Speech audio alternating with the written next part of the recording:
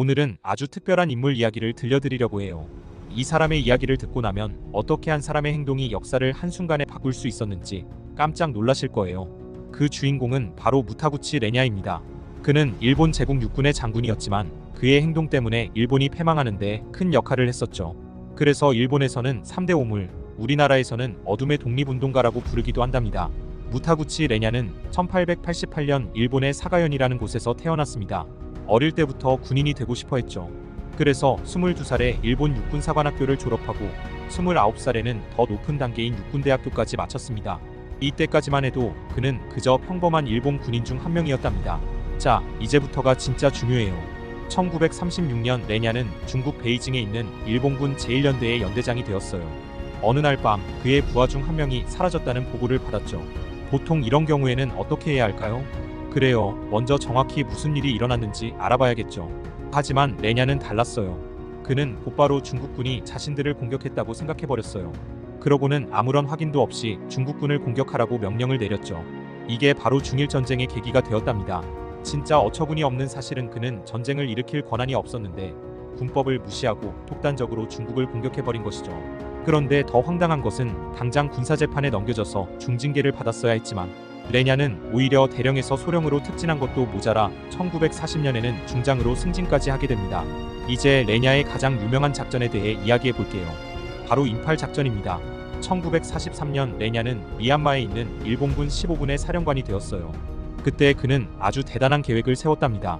미얀마에서 아라칸 산맥을 넘어 인도 북부의 전략적 요충지인 인팔을 기습하겠다는 거였죠.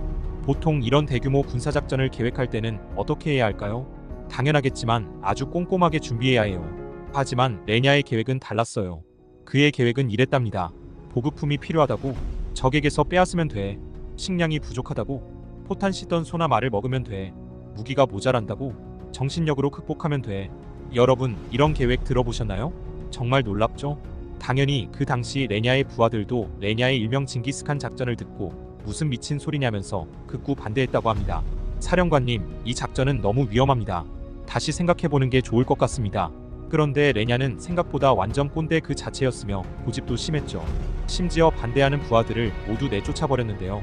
그리고 당시 일본 최고 권력자였던 도조 히데키가 레냐의 작전을 지지하면서 역사의 길이 남게 된 인팔 작전이 시작되었죠. 결과는 어땠을까요? 92,000명이나 되는 일본군 병사들 중에서 무려 72,000명이 전사하거나 굶어 죽게 됩니다. 정말 무능한 사령관 한 명 때문에 엄청난 재앙을 초래하게 된 거죠.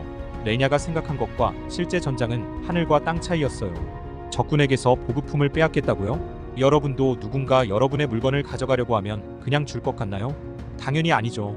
적군들도 마찬가지였어요. 오히려 후퇴할 때 일본군이 사용하지 못하도록 보급품을 모두 부숴버렸죠.